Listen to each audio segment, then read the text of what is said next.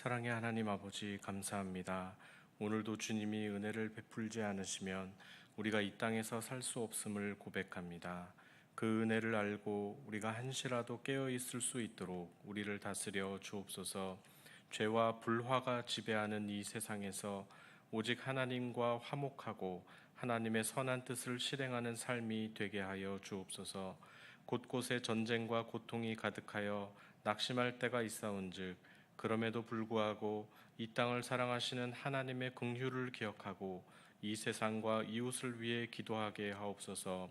예수님의 이름으로 기도하옵나이다. 아멘. 다 함께 찬송가 267장 부르시겠습니다. 찬송가 267장입니다.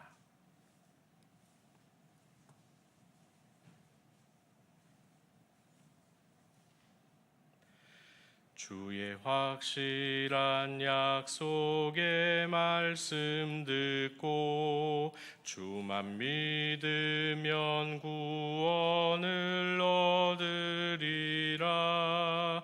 할렐루야 할렐루야. 내가 예수를 믿어 그의 흘리신 피로 내 죄 씻었네.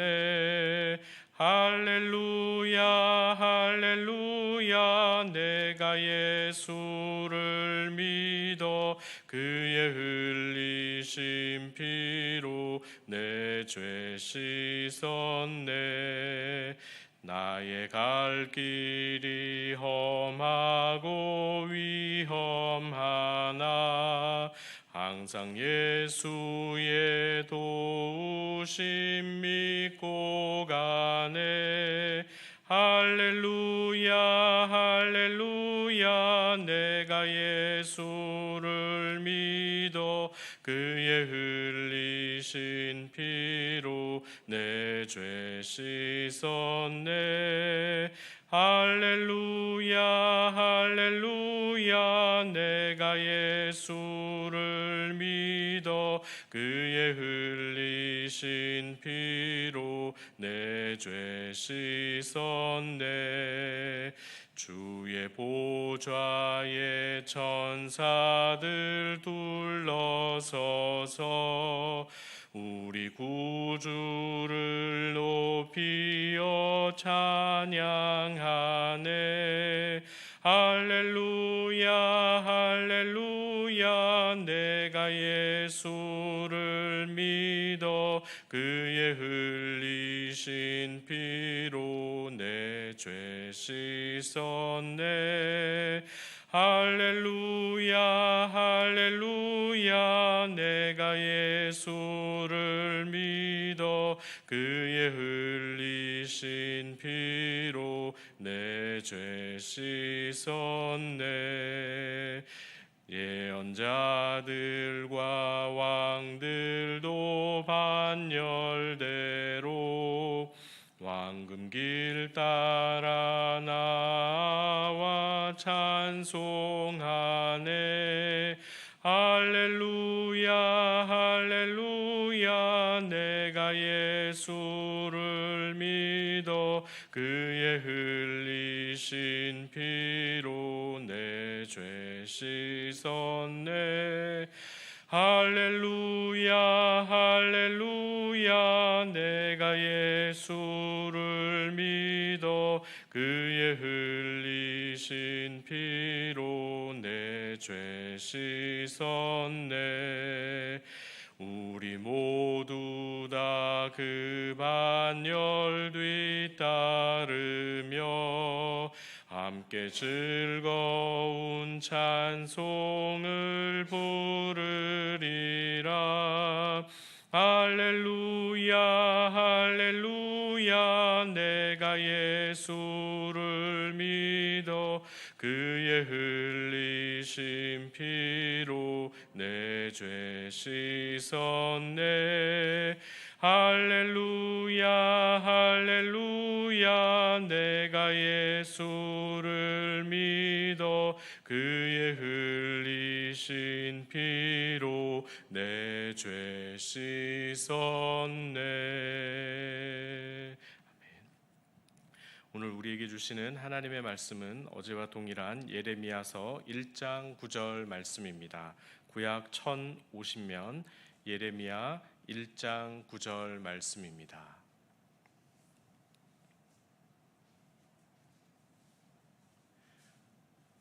함께 봉독하시겠습니다. 예레미야 1장 9절. 여호와께서 그의 손을 내밀어 내 입에 대시며 여호와께서 내게 이르시되 보라 내가 내 말을 내 입 위에 두었노라. 아멘. 어제 새벽에는 예레미야서 1장 9절을 통해서 구약적인 의미에서 하나님이 한 예언자를 어떻게 세우시는지 살펴보았습니다. 가장 중요한 것은 하나님의 말씀을 그 입 위에 두었다는 표현입니다. 예고할 예가 아니라 맡길 예를 써서 예언이라고 말씀드렸습니다. 하나님 자신의 말씀을 정말 그에게 맡기셨다면 그는 어떤 식으로든 하나님이 말씀하시는 통로가 되었습니다. 말을 통해서든 그의 실제 삶을 통해서든 모든 것이 메시지화 되는 것입니다. 이것은 오늘날에도 중요한 분별의 기준입니다. 이렇게 사역자를 세우시는 것은 물론이고 교회가 생겨나는 원리도 그렇고 그리고 한 사람을 그리스도인으로 세우는 데 빠질 수 없는 과정이요 프로세스입니다. 즉 예수 믿기 전의 삶과 예수 믿은 후의 삶이 어떻게 달라졌는지 알면 아주 이해하기가 쉽습니다. 그 변화된 내용대로 살아가라라는 말씀이신 것입니다. 예수 믿는 자들을 체포하려고 다메섹으로 달려가는 노상에서 예수님을 만나 고꾸라진 바울이 그렇습니다. 그가 가진 모든 지식과 경험과 배경을 다 이용하여 예수 믿는 자들을 잡아 가두던 삶이었는데 이제는 그가 가진 지식과 경험과 배경을 다 이용해 복음을 전하는 이유로 걸핏하면 몰매를 맞고 감옥에 갇히는 이방인의 사도가 된 것입니다.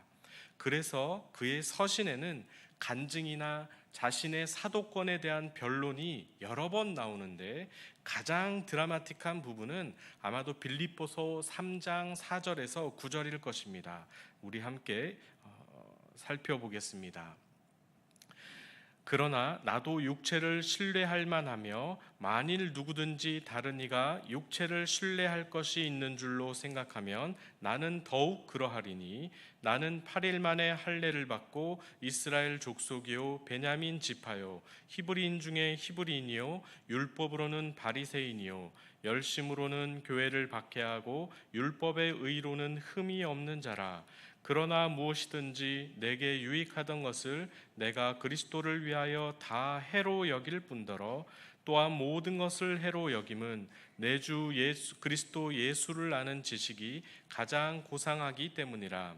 내가 그를 위하여 모든 것을 잃어버리고 배설물로 여김은 그리스도를 얻고 그 안에서 발견되려 함이니 내가 가진 의는 율법에서 난 것이 아니요 오직 그리스도를 믿음으로 말미암은 것이니 곧 믿음으로 하나님께로부터 난 의라. 아멘.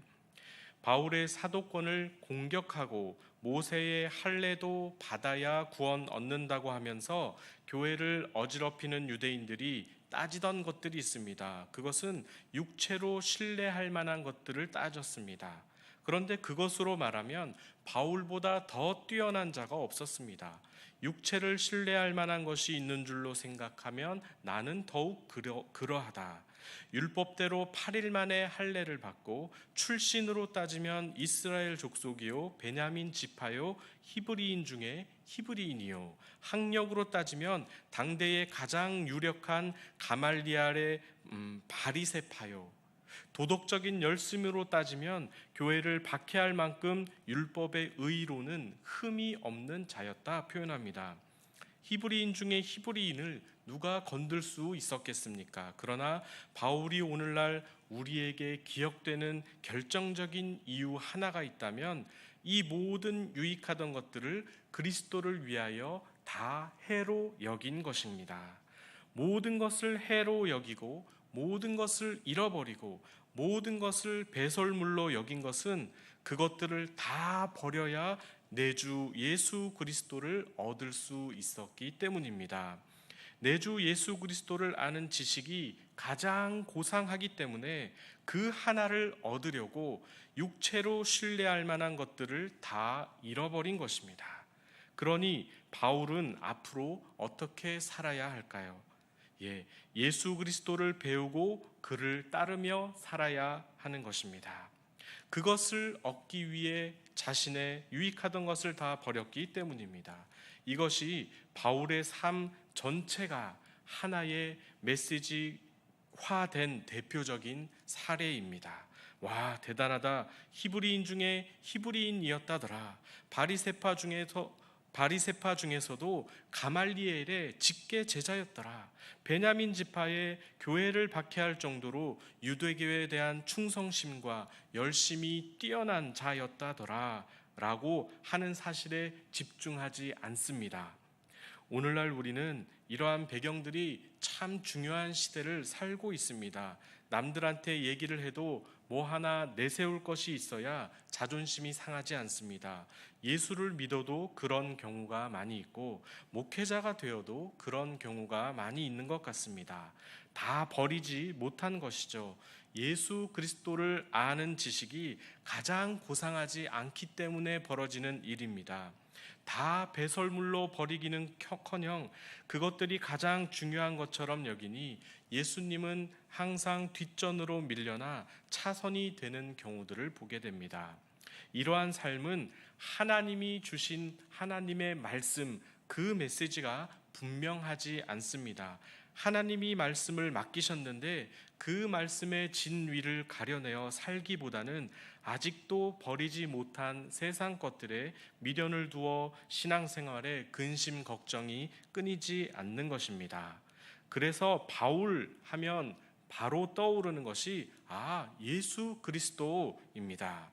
바울의 삶 자체가 하나의 메시지가 되었습니다. 바울이 얼마나 똑똑하고 서신서를 몇 개나 쓰고 당대의 석학이고 뭐고 나는 잘 모르겠는데, 확실히 아는 것 하나는 그가 예수님 때문에 구원받고 예수님 때문에 살다가 예수님 때문에 죽었다는 그 사실 하나는 확실히 알게 되는 것입니다.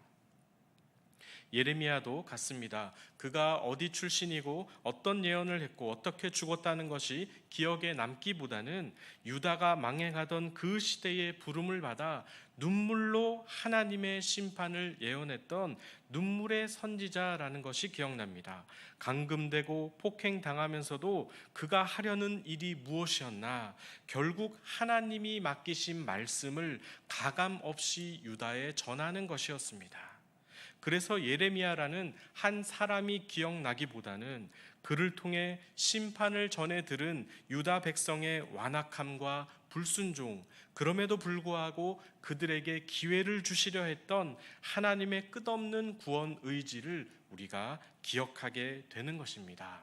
교회도 비슷합니다. 말씀을 맡기신 교회는, 사명을 이행하는 교회는 교회로서의 본질에 충실하면서도 오직 예수 그리스도가 주인 되시는 것을 가르치고 몸소 보여주는 조직이자 기관인 것입니다.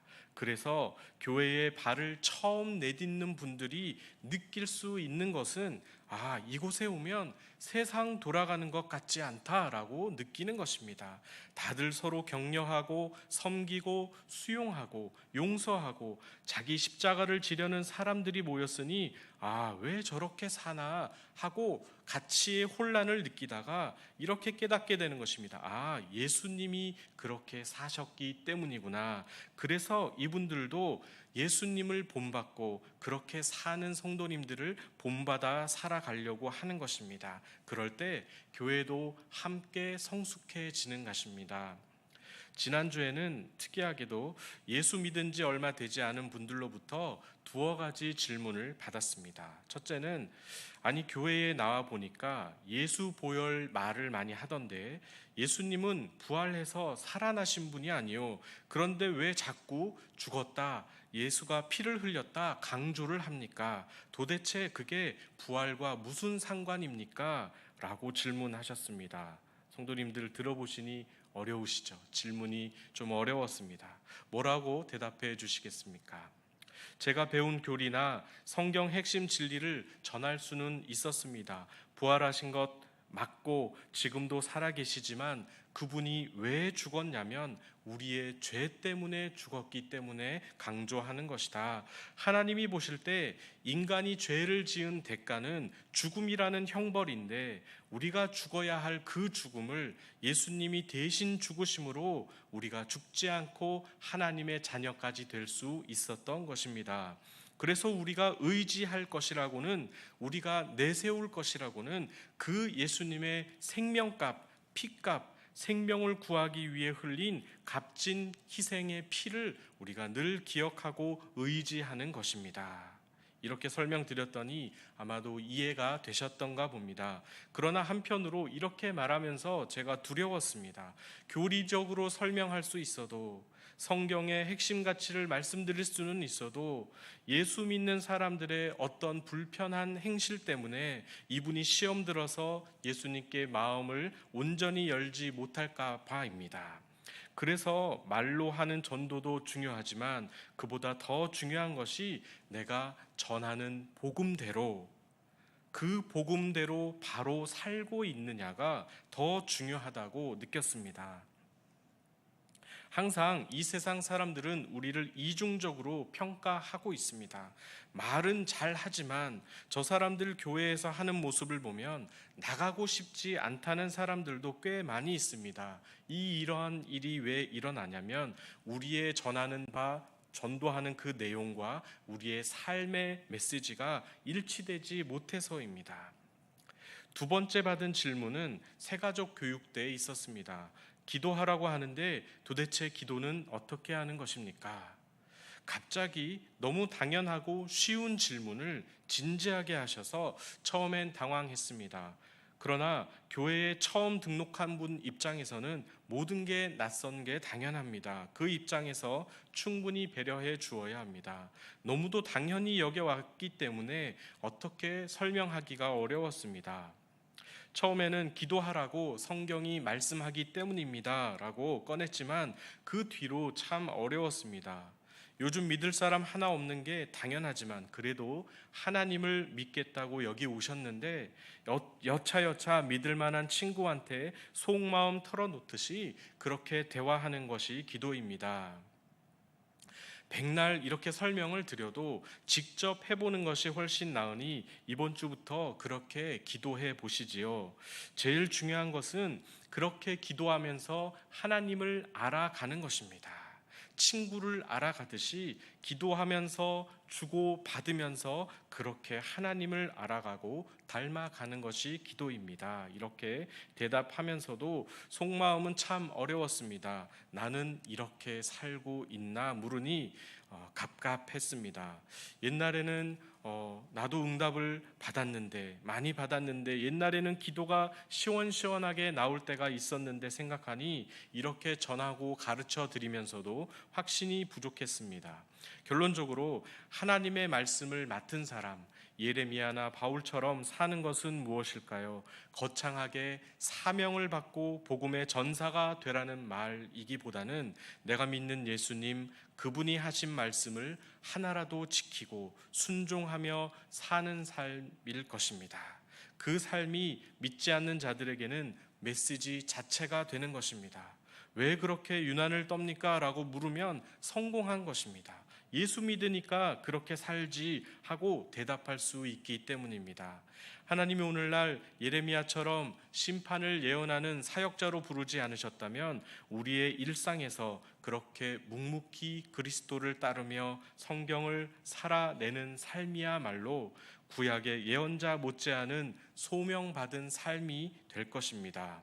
그 삶을 위해 오늘도 기도하시기를 바랍니다. 내가 믿고 내가 말하는 대로 살고 있는가? 세상은 나를 통해 하나님의 사랑의 말씀과 메시지를 듣고 있는가? 이렇게 생각해 보면 좋겠습니다. 기도하시겠습니다. 사랑의 하나님 아버지, 감사합니다. 나의 인격과 삶이 메시지가 된다는 사실을 잊고 살 때가 많습니다. 말씀대로 잘 살면 하나님께 영광이 되지만 말씀대로 살지 못할 때는 하나님의 이름에 누를 끼치는 것을 봅니다. 우리가 거룩한 하나님의 말씀의 통로가 될지언정 하나님의 이름이 전해지는 것을 방해하지 않도록 우리를 변화시켜 주옵소서. 새롭게 하여 주옵소서. 오늘도 그 은혜가 가득한 하루가 되게 하여 주옵소서. 예수님의 이름으로 기도하옵나이다. 아멘. 하늘에 계신 우리 아버지, 아버지의 이름을 거룩하게 하시며 아버지의 나라가 오게 하시며 아버지의 뜻이 하늘에서와 같이 땅에서도 이루어지게 하소서.